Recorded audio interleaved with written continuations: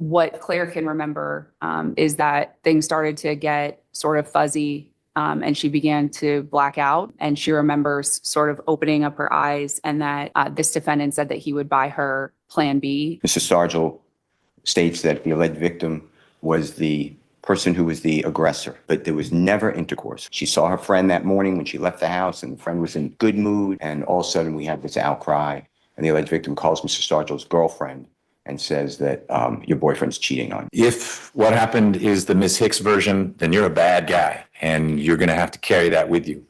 If what happened is your version, then this has got to have been super frustrating to have this label attached to you, and you're just struggling to reclaim your name.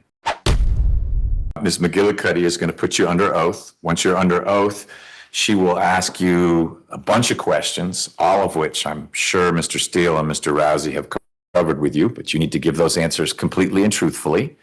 If at any point during the conversation we're having, you have questions of your own, you should let me know. If there are things you need to discuss privately with your lawyers, you can step back from the podium. They may just be, I didn't hear what you said, or what does that mean?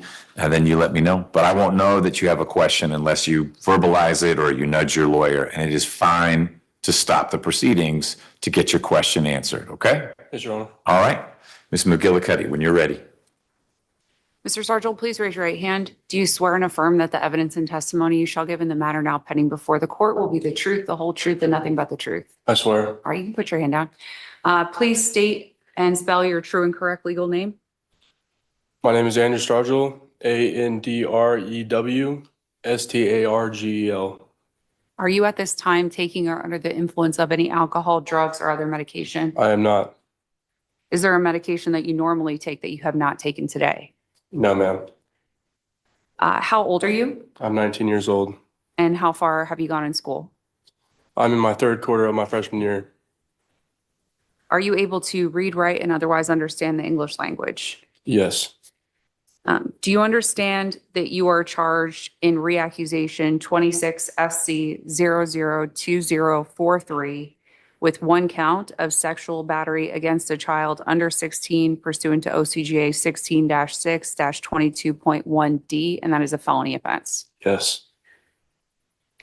Do you understand that you have the right to plead either guilty or not guilty to this charge? And if you pled not guilty or remain silent and chose not to enter a plea, you could have a jury trial on that charge. Yes. Have your attorneys spoken with you about the rights that you're waiving in order to enter a plea today? Yes. All right. And we're going to go over them too. I just want to make sure you've been spoken to about them. Have you had enough time to speak with your attorneys, Mr. Steele and Mr. Rousey, about all of the facts and circumstances known to you about your case, as well as any potential defenses you may have? Yes. Do you need any more time to speak to your attorneys? I don't think so, no. Okay. Are you satisfied with the services that they've provided you? Yes. Counsels, and I'll start with you, Mr. Steele. Are you satisfied your client has a full understanding of these proceedings? I do. Okay, Mr. Rousey. I am. Mr. Sargent, have you looked over the new accusation of the charge in your case? Yes. Okay. And is that your name at the top of that accusation? It's right here. Yes. And did you indicate your plea on the front of that accusation? It's the one we signed, Nolo. Yes. Okay. And are you waiving a formal reading of this indictment? The accusation will waive formal reading. Accusation, that's what I meant. And are you waiving any and all defects in the accusation for the purposes of the plea? So waived. Okay.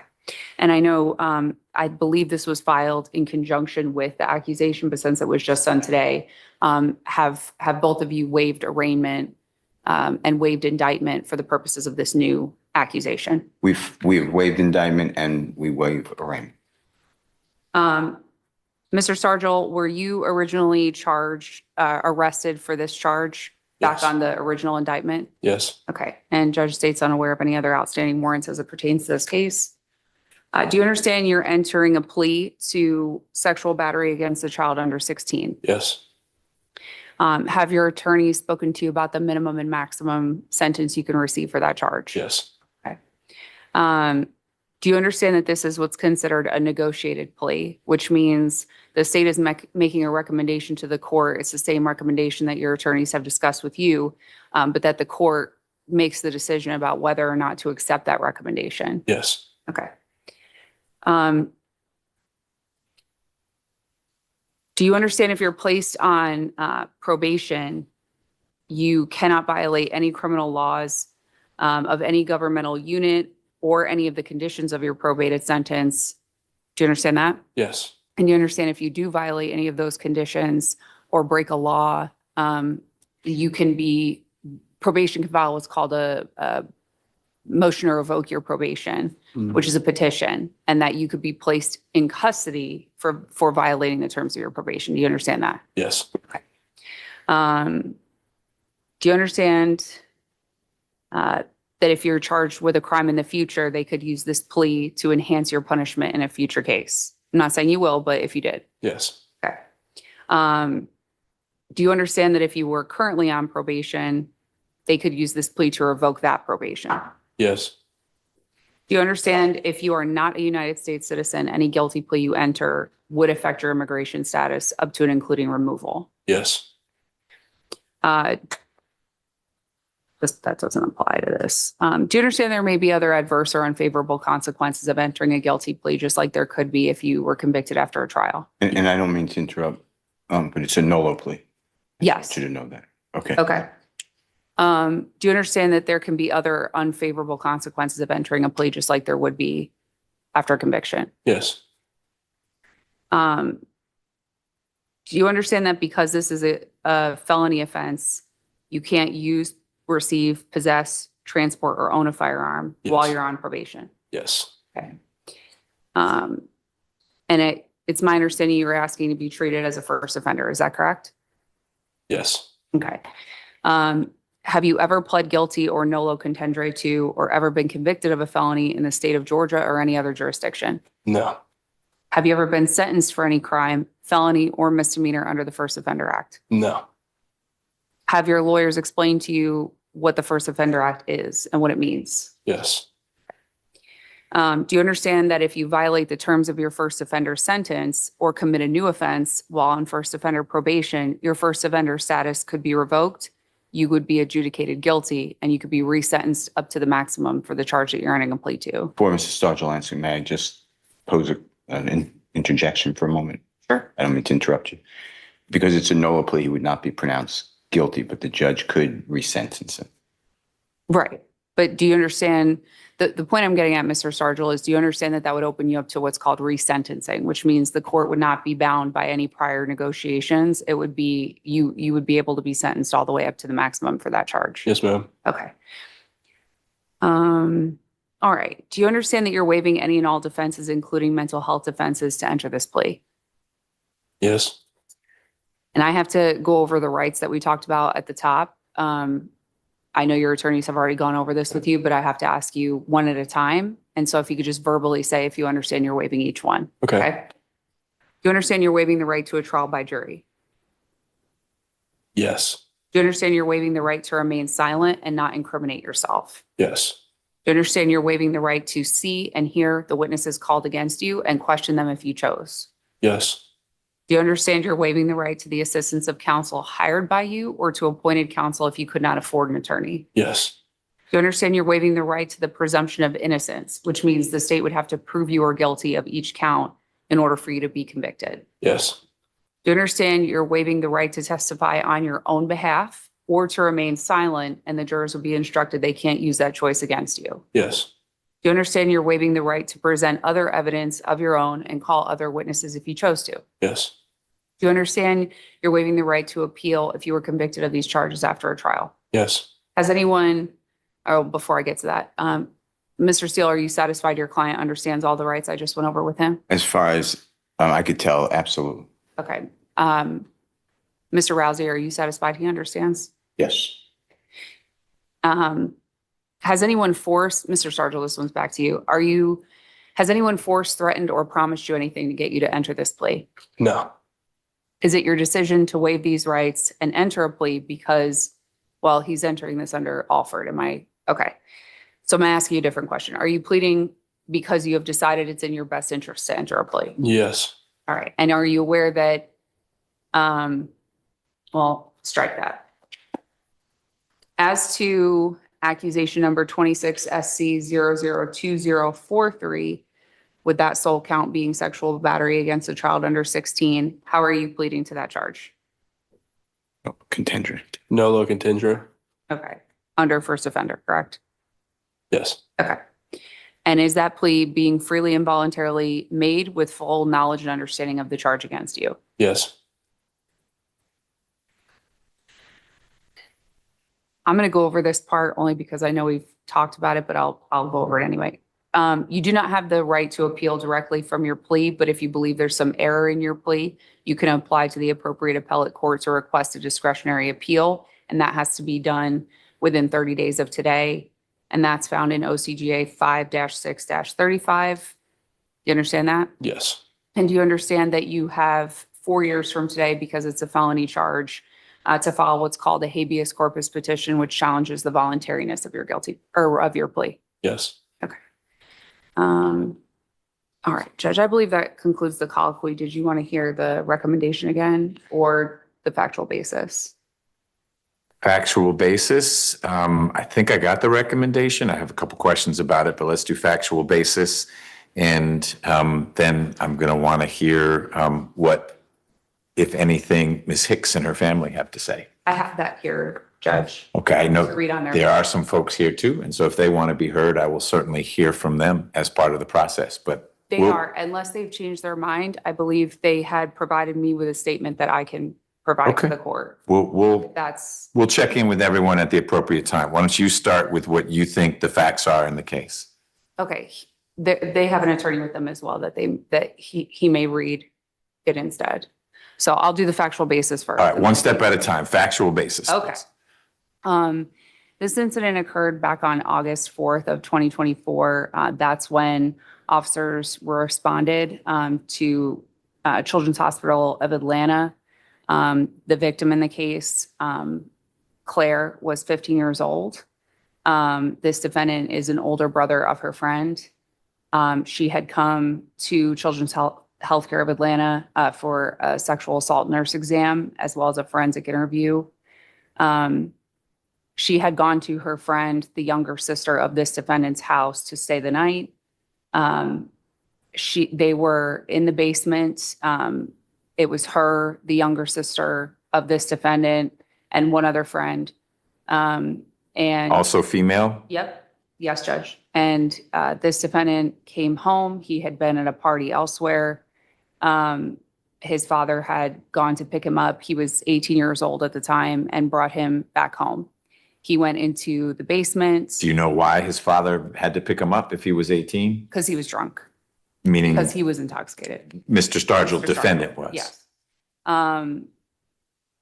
He gets back home and goes down into the basement and is sort of hanging out with the girls, his younger sister and the two friends, one of whom was Claire, and trying to get them to drink. So they're consuming alcohol. Annie, the younger sister of this defendant, goes up to bed. The two girls remain in the basement, Claire and the other friend. The other friend is sort of outside of the basement on the phone, I believe with somebody she was seeing at that time. So There's another boy No. down there. no. Oh, you said the she's on the phone, Got it. So she's talking to a special friend. Correct. And Claire and this defendant are in the basement. At some point, Claire decides she's going to go up to bed as well. And she goes to go up the stairs, to go up to where Annie's room is, where she's going to be sleeping. And this defendant comes behind her up the stairs, gets her to pulls her into his bedroom.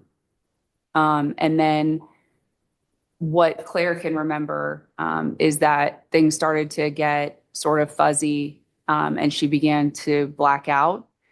She remembers saying that she didn't want any of this, and she remembers sort of opening up her eyes, and that this defendant said that he would buy her Plan B.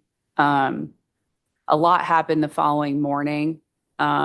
with regard to this defendant, and then his mother coming in the room to say that she could hear what had been going on in the bedroom the night before. But essentially, Claire called her brother, told her brother Luke what had happened. Luke took her to another person they know who is a nurse. She spoke to her, and then ultimately told her parents, and ultimately winds up at Showa for these exams. There was DNA located. It was a YSTR match that could not exclude this defendant as a contributor. The rate of match was 1 in 29,000. And so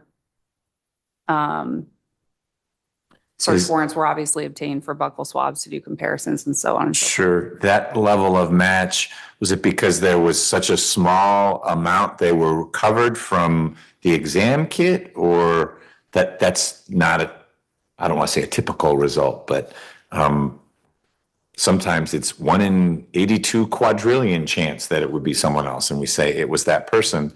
But when it is fuzzy like that, what's the science behind that? That there wasn't much, or it was. I'm trying to understand that. It's just the quantity and the availability of the quantity to be able to get something more than a YSTR match. A YSTR match, while still pretty typical in sexual assault or rape cases or any type of sexual case, YSTR is going to be limited to that person. So in this case, Mr. Sargel, or any male relative of Mr. Sargel. So that's where the proportions and the probabilities get a little bit weaker, but not so much that they would not still be admissible in proving his identity at a trial. And it certainly wasn't a no match, no connection. Correct. And based on the findings of the kit, that's what created the subsequent indictment. What I can say from my part is that this case had been assigned, obviously, to another judge and another prosecutor. I took over this case in probably December or January as a supervisor to just sort of review the prosecutorial decisions that have been made on the case. And what I ultimately did was spoke pretty extensively with Claire, and then with her family as well. I know that Ms. Hicks and others are very disappointed that the final recommendation in this case does not include house arrest. I would say that I still feel like this is a well thought out resolution based on everything I know about the case, based on the conversations I've had with Claire, based on the conversations I've had with defense counsel, based on the defendant's position, based on his age, based on the facts in general of the case. I've really spent a good deal of time with this case to be thoughtful in my recommendation. I know it's not what defense counsel wanted either for their client, which was the reason for the motion to enforce what they believe to be a prior offer. So I realize that it's not exactly what they had wanted, but I do feel that it is an appropriate result nonetheless. And that's all I have for a factual basis, Judge, and I can just kind of look back and see if I am going to present the email, or if, do you want me to read it, or?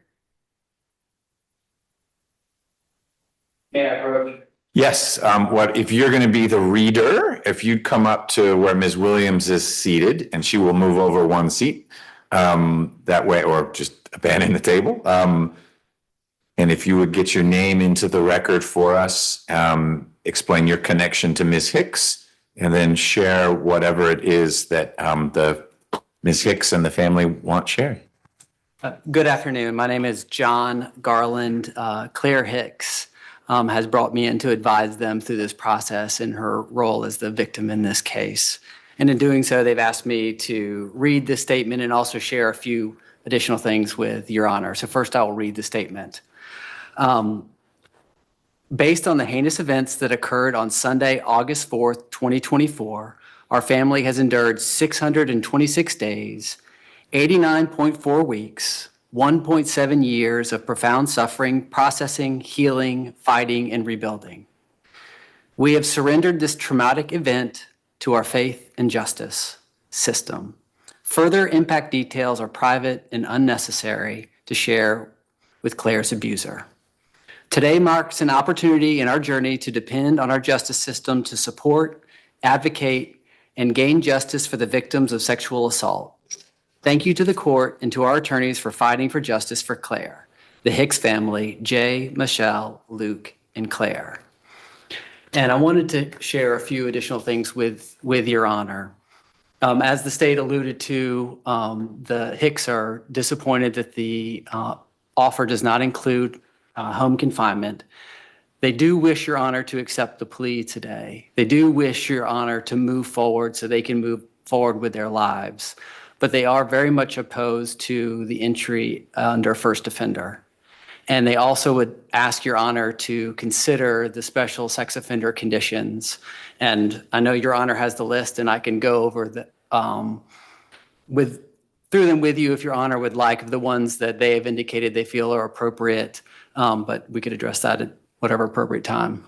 Okay, now would be the time, because my question for you, Mr. Garland, was going to be, in your client's mind, what does justice mean? Because they said it's the time for justice, and you've started to steer me towards that with the, hey, house arrest, and maybe some, but not all of the conditions that would be in that collection of special conditions. So I am interested, based on the family's experience and with this traumatic situation and their deep thinking about it, which of the provisions they think are most apropos to this situation. And if You're on, I apologize. I quickly pulled out the standard list to go over with them, and I left it sitting. Why don't you head on back there and grab it?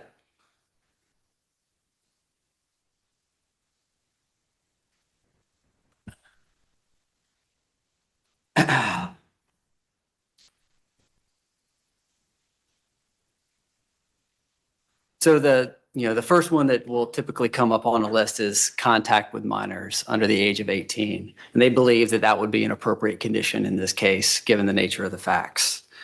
Another condition that seems unlikely to occur but would be appropriate if it were to occur was preventing residence with a minor.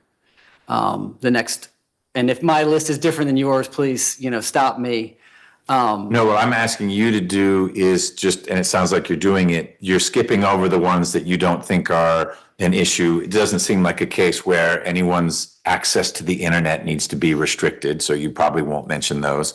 But like I said, I'm very interested in what the family thinks is appropriate given what they've been through, in particular, Ms. Hicks. They do have concerns about, the typical condition of any visual media of minors depicting sexually explicit conduct. Of course, that's prohibited by the law anyways, but can often be included as a special condition as well. You have no reason to believe that anything that happened on August 4, 24 was filmed or recorded in any way? No, Your Honor. Okay. Tying in with the, disappointment about the home confinement is having some type of curfew, even if it's not a full home confinement, a potential curfew as well, which is, one of the standard sex offender conditions that's often imposed. I'll skip over some of these other ones. Other ones in here have already been mentioned, such as alcohol, drugs. They prefer drug screens and alcohol screens, given that this was alcohol related, according to the state's allegation. And those are the ones that we're requesting, Your Honor. Okay, I appreciate that. Family, I just want to confirm what Mr. Garland relayed is what you wanted to have relayed. Yep, I'm seeing lots of nodding. Okay, thank you, Mr. Garland. All right, thank you, Your Honor.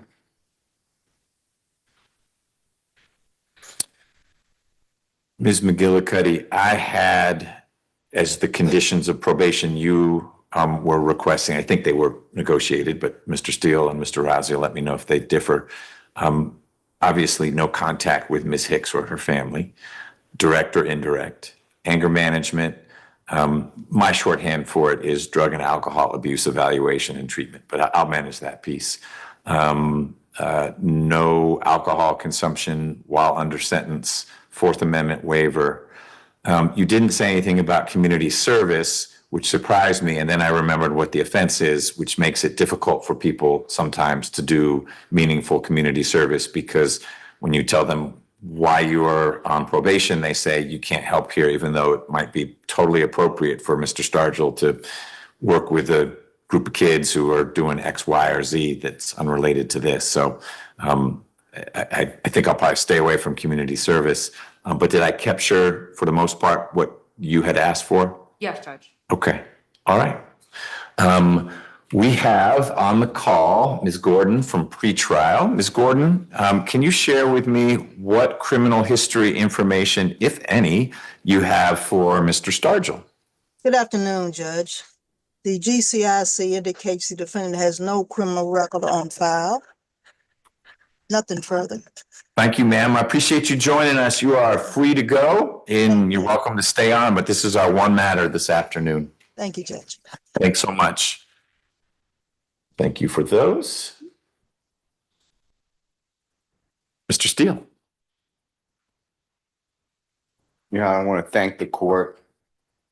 I want to thank the district attorney's office. I'm not so sure. I've litigated a lot, like the court has in all the other parties here, but I'm not so sure. I've had a disagreement intellectually, it was not personal, on having a deal, but the district attorney's office, who at least one is present, there was Ms. Peterson, I don't know if she's still in your courtroom, but they were very professional, and we all thought it was in the best interest of Mr. Stargell, my interest, Mr. Stargell, Mr. Rousey's interest, and the state's interest for Mr. Stargell and the alleged victim if we find a way to resolve it. So it was tough because we thought we had an agreement, which the court is aware. That's why we filed the motion. But I want to thank the district attorney's office. This is really a tragedy. So Mr. Stargell's 18 years of age on the 4th day of August of 2024. The alleged victim is 15. And the court knows that within the 4-year period under relevant statutes for misdemeanors. The reason we're asked for and have an agreement with the district attorney's office, please correct me if I'm wrong, but we have an agreement, it's a Nolo plea, is because Mr. Stargell, I never thought we'd be here. I thought we'd be at a trial. So he's not pleading guilty. In fact, he's maintaining innocence, as you heard from the Alford plea during the colloquy with the district attorney. Mr. Stargell comes home. He is not knee walking drunk, but he's intoxicated, can't drive. In the home are his 2 parents are in your courtroom, his brother, his sister. His sister has 2 friends over, the alleged victim and another woman, another young lady, Maddie. Just leave out the last name, Maddie.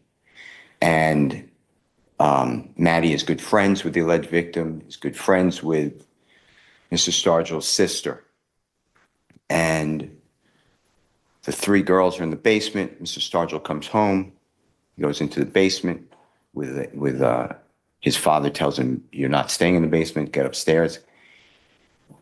Maddie tells the police, when she's separated from everyone with her parents there, with permission of her parents to be interviewed by police, she's also 14, 15 years of age, that she never saw Mr. Stargell give anybody any alcohol, including the alleged victim, never heard anything inappropriate. And Mr. Stargell went upstairs by himself. Mr. Stargell would testify if we were going to trial that that's what happened. He was in his room. It's a separate room than his sister. Maddie stays downstairs. She's sleeping in the basement. She's awake. She's on the telephone.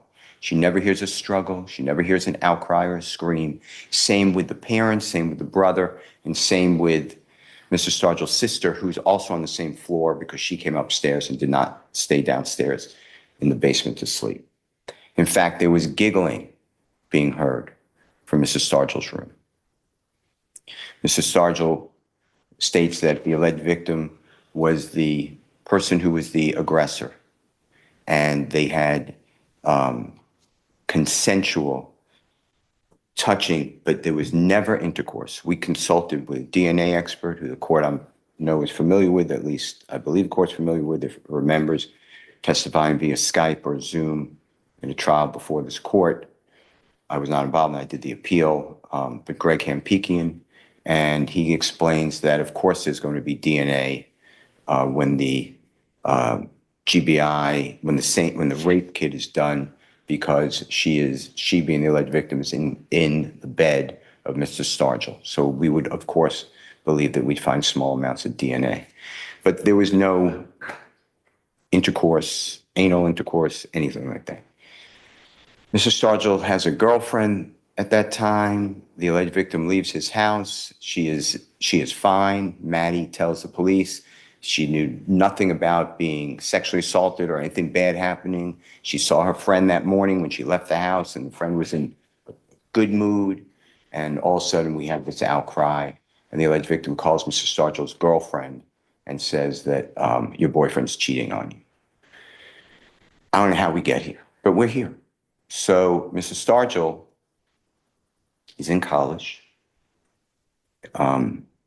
He is doing well in college, and he doesn't wish to go to trial. The state has told us that if we don't enter this plea, they did not threaten us or anything. They just told us as a courtesy, they're going to re-indict the case and add all the charges that you can think about, which I could think about, which, according to their belief, may be appropriate under statute, and then we let a jury decide, and Mr. Stargell doesn't wish to do that.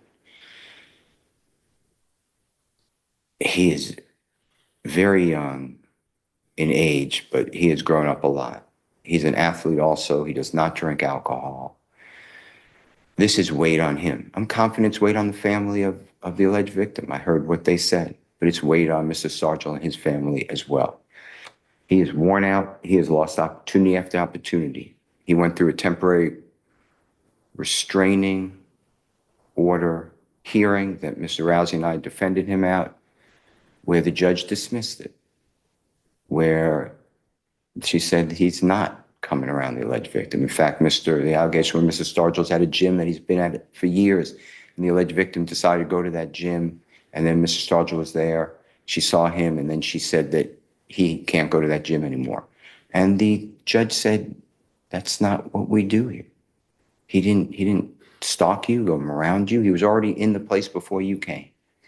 Same thing, Mr. Stargell working. He works in an area, he's outside, he helps out a person who's older and is infirm.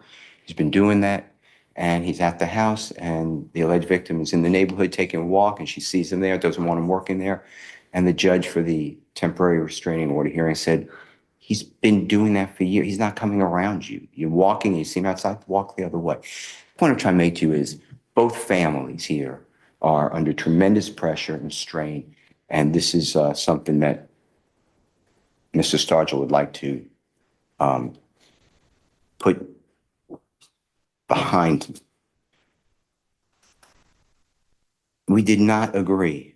We have a total negotiated plea based upon, well, first of all, it's the right thing to do. But second of all, based upon our prior dealings where, we have to go back to Mr. Stargell and say the plea agreement that we told him, whether right or wrong, was agreed to by all parties and would be given, and we made that announcement to the Honorable Judge Dunaway, your predecessor judge. That's no longer here. So, there's a sense of how's that possible? So we put everything in writing. It did not ever contemplate, there was never a conversation, a discussion of asking for no contact with a minor under 18, preventing a residence in a minor, with a minor, his sister's a minor, a visual median of minors, or a curfew. That was not discussed. So we are opposed. If you take the plea, if you don't take the plea, we understand that's within your breast. I'll answer any of your questions. Mr. Stargell's family's here. They said they have been through it. I told them that your Honorable Court invites people if they want to speak. They said no, but if you want to hear from them, they are here. But they said no, just they are ripped apart. They don't wish any harm on the alleged victim or her family. They don't wish any harm. They just hope that everybody can understand that whatever happened, hopefully will never happen in the future to anybody, and the families can enjoy a peaceful and productive life. Mr. Stargell, where are you a student? I play football at Georgia Military College, sir. Are you also a student there or just a football player there? Okay. How long have you're in your third quarter? Yes, Your Honor. Okay. Actually, if I may, you may want to, can you tell, may I have one moment? The judge didn't ask, but can you just tell me your grades? I applied for Hope. I actually just got a Hope scholarship but I've got I think I have a 3.5 GPA. Got my grades up. I get all A's and B's. Great. Do everything I was supposed to. Good stuff.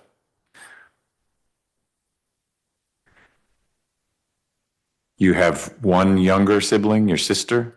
Yes, Your Honor. And I have an older brother. That's a junior in college. Okay. Is there anything you want to share with me about anything you've heard here today? You don't have to say anything at all, but among all the people in the room, you have the most absolute right to be heard because it's your plea and sentencing, if there's anything you want to say. I did not do this. I did not do what I'm being accused of. I do not have that bone in my body to do something like this. That's all I have to say. Okay. Tell me, as best you understand it, why it's important for this to be a Nolo plea as opposed to an Alford plea. And I don't mean this as a quiz or a trap. I'm going to bug your lawyer about it anyway, but he's very, very insistent on it. I'm trying to work through it because we don't do many Nolo felony pleas. It is typically, I didn't do it, like you said, but it's in my best interest to enter this plea. We call it a best interest plea, which is the same as an Alford plea. But a Nolo, I don't see those that often. So it's moving me into a slightly different space with a serious charge. Yes, Your Honor. So you want me to answer what, in my understanding, what a no-low plea is? Yeah, and why that's important to you as opposed to what you said. And I appreciate the significance that you said you didn't do it. And you still don't want to go to trial. And you think it's in your best interest to resolve the case in this way. We'll call it negotiation number 2. And I understand that. I also understand why Ms. Hicks and her family see some benefits of not going to trial because she's not put through something and doesn't have to tell 12 strangers about something she doesn't ever really have to talk about to anyone. But Nolo is different from a best interest plea. And I'm wondering what you think the difference is and what the significance is to you. And you can say, I have no idea, I'm doing my lawyers say, and that's okay. Off the top of my head right now, I can't give a great description of it. But if I'm reminded, I could tell you easily. Okay. How about it's not a conviction? Not a conviction. Okay. Nor is an Alford plea first offender. But let me talk with Mr. Steele about it.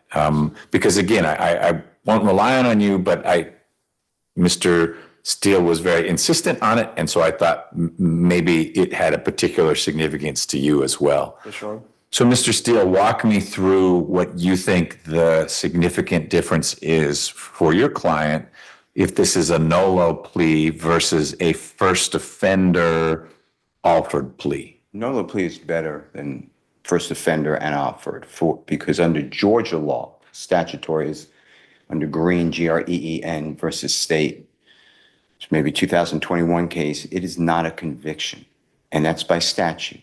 And you could get certain jobs, you can go to certain schools, you can live in certain places that otherwise you can't, even with a first offender. It's not recognized by certain federal agencies, maybe all federal agencies, but I don't want to say all.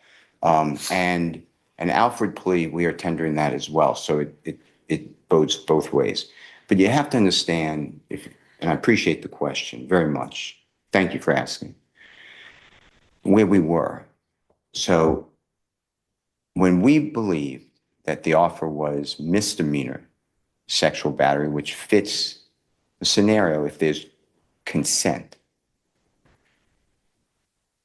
that took a lot to get Mr. Stargell to agree to. And was that going to be a Nolo plea or that was a plea? I did it. I plead guilty to misdemeanor sexual battery. We were talking about a Nolo plea on that as well. Well, but now you're talking about gets even fuzzier than I swear to you there was a deal. Let me finish. Okay. Mr. Stargell didn't, that was a hard pill for him to swallow, the misdemeanor, because he believed that these facts don't add up to anything. But when we went over the law, and whether he likes it or not, the law says that this type of touching meets this misdemeanor. So we were okay with, I was asking for a Nolo plea. We were okay with a guilty plea. It didn't matter. It was the fact that it was reduced. And the indictment would be no pros, it would be an accusation to this misdemeanor. All the other terms didn't matter to us.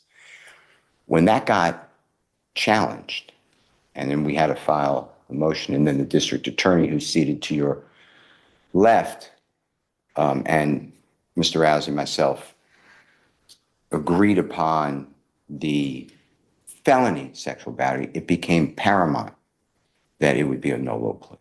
And why is it paramount? I guess the disconnect for me is I've always thought, and it typically thinking about eligibility for federal programs, that a first offender plea isn't a conviction. That's what we tell people. And you nod your head, and Mr. Rousey nods his head when I say that's not a conviction. When you leave the courtroom, you don't need to check any box that says you're a felon, because you're not. And as long as you successfully get through the period of probation, I don't have any doubt that Mr. Stargell isn't going to apply himself to get through that period of probation. And if he is who he says he is and you say he is, then he's going to get through it just fine. He ends where he began, which is with no conviction. No, but what I was trying to finish is a first offender Alfred plea does not protect him from a civil lawsuit or his parents, and it happened on his parents' property.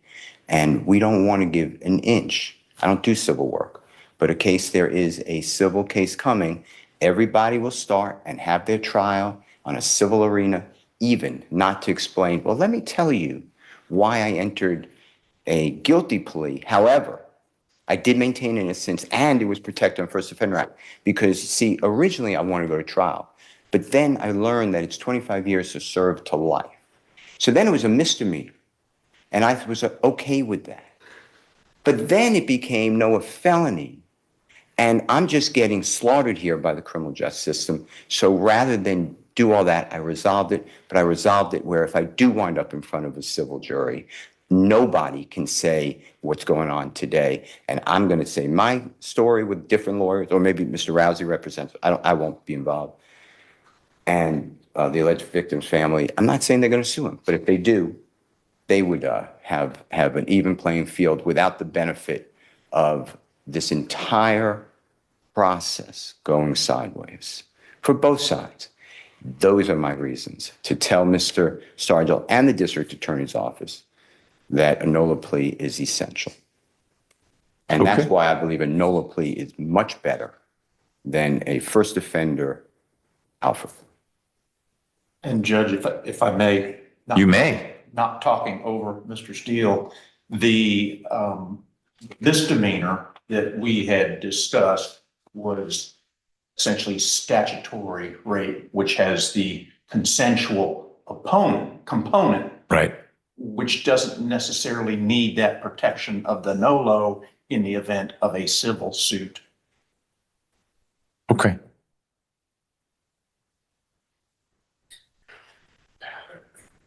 All right. Mr. Garland, was there something else? Just briefly, Your Honor, that Claire wants to put this behind her today. There's no intent to file a civil suit here.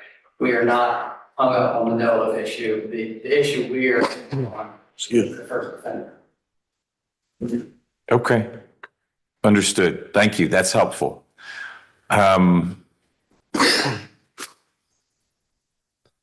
Mr. Steele, how, in your mind, does a Nolo plea that's not a first offender play out for Mr. Stargell? It's Nolo plea, first of all, is great, right? I mean, Everybody understands. It's great under Georgia law. So assume I don't understand, and don't put adjectives on it, because Nolo plea may not be great for someone. I just want to know what you think it operates to do. So if it were a Nolo plea, not great, not evil, just a Nolo plea, but not first offender, how does that affect Mr. Stargill's ability to go forth in life?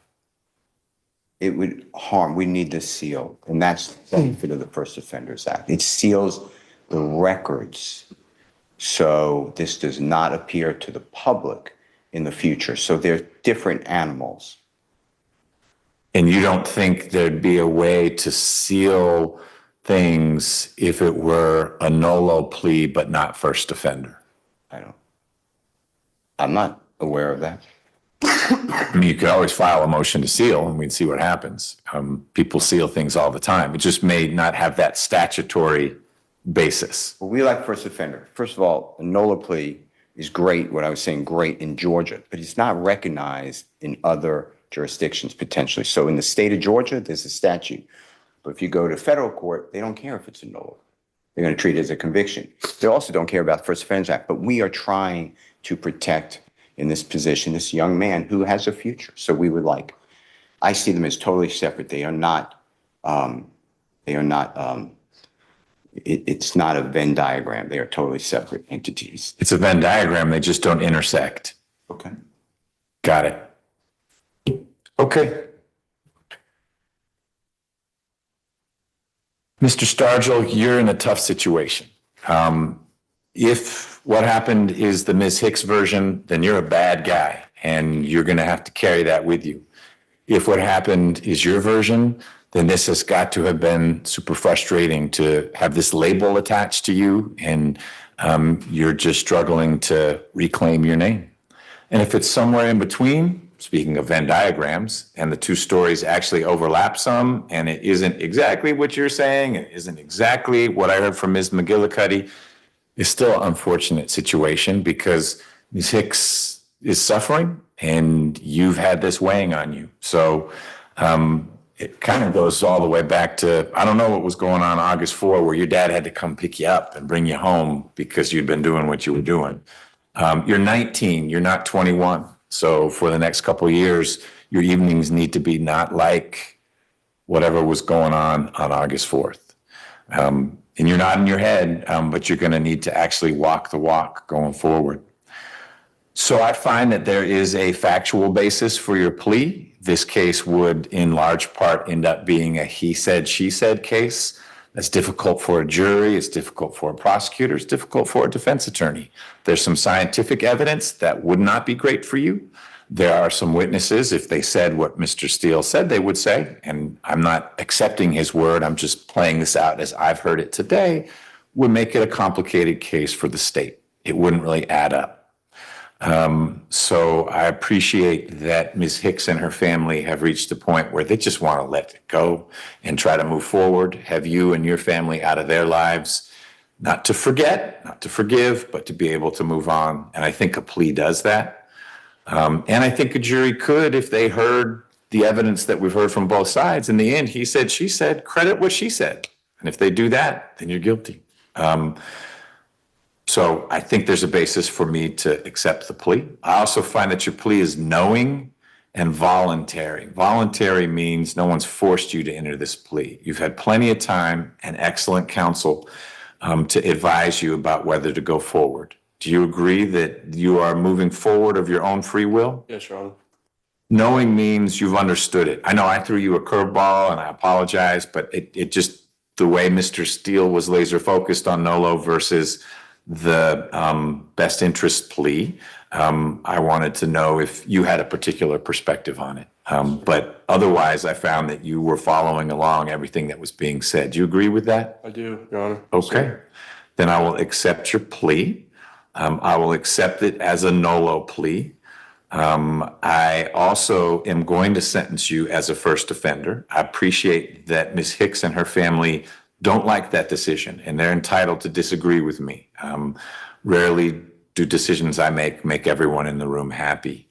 I think that while what happened on that night has left Ms. Hicks with emotional scars that she will carry along for the rest of her life. The chance for you to not be forever labeled something that remains murky as we talk about the intersection of the stories is not inappropriate. It is appropriate in this situation. But you need to understand that first offender carries with it a risk. If we are back together again during the course of your probation for any violation of the law or any of these special conditions, then we got a very different story that we're talking about, because this is about a second chance. I don't really get to give Ms. Hicks a second chance, unfortunately, because this thing happened to her. You are getting a second chance. Not that something didn't happen to you by having to go through this process, but you're dodging a forever label. And Ms. Hicks is going to wonder, what did you do to earn that? And part of it is, as far as I can tell, other than this night, you didn't do anything. You had no criminal history. Since that date, you haven't been in trouble, because if you had, Ms. McGillicuddy would have been telling me all about it. He got arrested at Georgia Military Academy. He had a minor in his room. He was drinking, anything like that. I would have heard all about that. It also wouldn't have been a Nolo plea. It probably would have been a trial, and we would be heading in a different direction. You need to not misuse this opportunity that you have. It is easy at your age, playing sports, going to college, to mess up. And you've got tighter guardrails than your teammates and your classmates. That's all I can say. If we are together again while you're on your first offender probation because you screwed up, the outcome will be worse than if that's the only thing you did, because you were given this chance. Okay? Yes, Your Honor. I will sentence you to 5 years probation. The most important special condition of your probation is that you are to have no contact with Ms. Hicks or her family. That's no direct contact. Obviously, you don't reach out to them. No indirect contact. Other than your lawyers, no one you know purposefully reaches out to them. Not family members, not friends. Hey, Claire, just checking up on you. Or can't believe you said that about Mr. Stargell. If she or her family are getting contacted or seeing social media out there that relates to this, and it flows back to you or people close to you, I'm going to see that as you violating that condition. That's a quick way to have your probation turn into forget about football, forget about college for now. You'll be taking a timeout for a while. So just keep away from them. It is not, however, a trap. If you are minding your own business and someone shows up, you need to document that and then move away from that situation. Mr. Steele described a couple scenarios that in his mind were Ms. Hicks coming into your space rather than you going into her space. I'm not crediting that. I wasn't there. But if something like that happens, you need to be real careful about it and not text back because you got a text saying, hey, you're not supposed to text me. Don't do that. Sorry. You would let your lawyers know, I'm getting these texts that say, what about Claire or this or that? And you just inform your lawyers and you don't respond to them. Okay? You'll need to take an anger management course. You'll need to do that within the first 4 months of your probation. Probation can help you find one if your family doesn't help you find one. You will be subject to at least 4 random drug and alcohol screens a month for the first year of your probation. If those are all negative, then it can go down to 1 a month after that. But at least 4 a month, and probation may make it 6 a month or whatever they think is appropriate, but it'll be at least 4 a month during your first year. And if those are good results, as in negative, then probation is authorized to ratchet that back. Ms. McGillicuddy asked that I impose a condition of no drinking. There's always a condition of probation to not break the law. It is not legal for you to drink until you are 21. So I don't need to say no drinking. If you get sanctioned at school for having consumed alcohol and probation learns of that, they can let me know and there's a violation. Obviously, if you get a ticket because you were driving under the influence, that's a bad one. You'll be subject to a Fourth Amendment waiver, which means in practicality, if probation has some reason to think, hey, we need to look at what's in your fridge or what's going on, they don't need a search warrant to do that. They just need to let you know, here we are. We're going to look around and make sure those aren't beers under your bed or whatever's going on at school.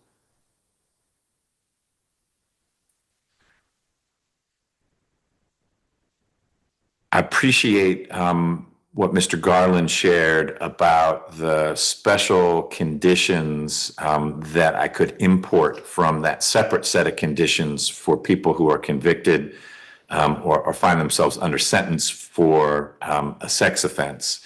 I don't think the no residence with minors is appropriate because when you're home with your family, you've got a minor in that home and that's your sister.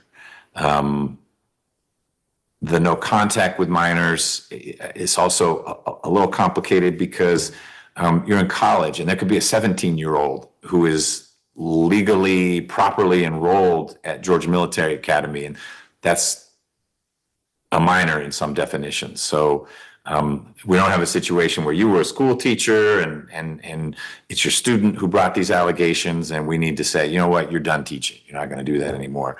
You are legally not a minor anymore. That brain in your head is still very much a minor's brain. It is not fully formed. I have an 18-year-old and he's a knucklehead, and it's going to be 4 or 5 years until I'm confident that he makes better decisions. I'm not confident you're going to make great decisions. I am confident you're going to think a little harder than some of your friends at school because of what's happened here. And that's a good thing because you need to be thinking harder with these 5 years of first offender probation following you around. I think that's it for the conditions. I thought about a curfew and even doing some initial electronic monitoring. But to me, the most important part is that you are staying away and out of Ms. Hicks's life and her family's life. And it doesn't sound like that's going to be an issue. If we hear otherwise, I obviously have the ability to modify probation, to do some things that lock down your ability to circulate. Obviously, you could go to class, you could go to practice, you could be at home. But for now, I think you being far, far away from Ms. Hicks is the best thing for her and a safe thing for you. And I'm going to leave it at that. But if I hear from the district attorney's office that for some reason you're having trouble with that, then we can revisit this. So I am sentencing you as a first offender. It is a Nolo plea. I will look for sealing orders if someone wants to submit them in Word format to Ms. Nelson, my litigation manager, with Ms. McGillicuddy copied on that email, so she has a chance to look at them as well. Ms. McGillicuddy, you gave me the signed reaccusation. We'll get that filed. There is the no pros motion. Okay.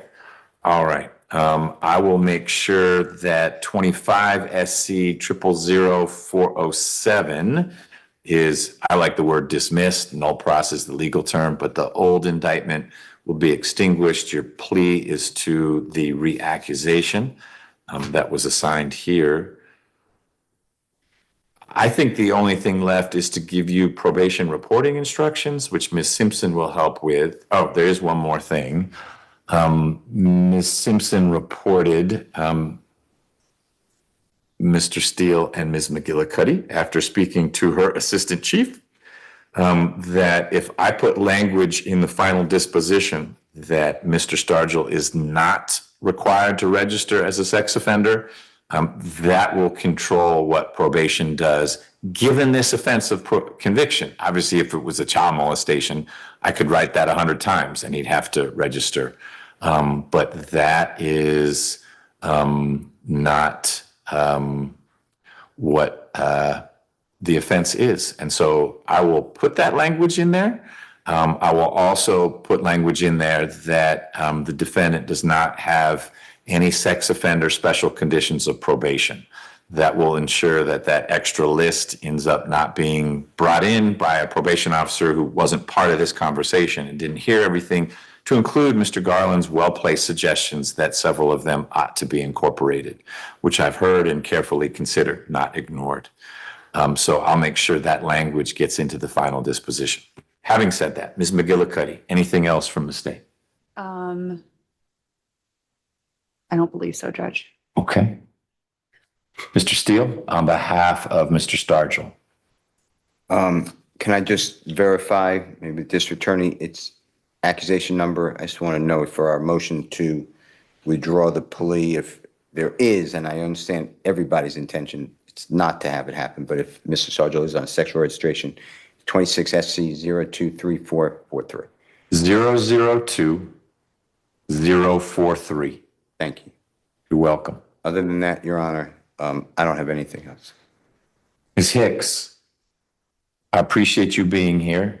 I know this is a difficult time for you, and you may have many times hoped for a different outcome for Mr. Stargell. I don't want you to leave here thinking that no one listened or no one cared. That is not what this is about. It's about a complicated situation where I think your family and your lawyer gave you some good advice that agreeing to let this work out so that you don't have to come into court and talk about this in front of a bunch of strangers on a live stream trial probably brings you more healing than an apology or anything else could have brought you. I want you to know that I wish you the best as you move forward. You need to let your family know if there's any kind of outreach you're getting that you think is associated with this, because no one other than the district attorney's office, I don't know why they would, but if they do, would be reaching out to you to be checking on you in connection with this, okay? You're very welcome. I don't have anything else. Ms. Simpson, whoops, No, it's over. okay, It's a motion on top in the last page. got it. I'll go through that. Ms. Simpson, where's home for you is still Fulton County? Yes, sir. Okay. Ms. Simpson, can you give Mr. Stargell, please, his reporting instructions? Yes, Judge. Mr. Stargell, I will need to get some information from you. One of our officers will contact you within the next 72 hours. So I'm going to give you my phone number. Please give me a call immediately after you leave court. You ready? Did you hear me? I got it. Yes. It's